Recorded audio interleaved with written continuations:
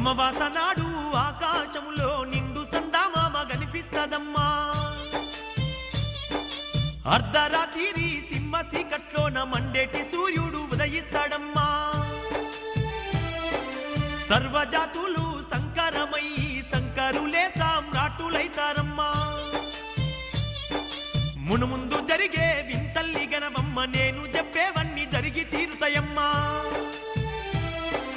వావి వరసలు మచ్చు కన్నా లేక మానవత్వమే చచ్చిపోతుందమ్మా. పగలేమో అన్నా చెల్లెళ్ళు అనుకుంటూ రాత్రుళ్ళు రతులల్ల మునిగిపోతారమ్మా. అతి తిండి అతి నిద్ర వల్ల ఈ జనులు విపరీత వ్యాధులతో బాధపడతారమ్మా. స్థిర నివాసము అన్నది లేక ప్రజలు రోజు సంచరిస్తుంటారమ్మా.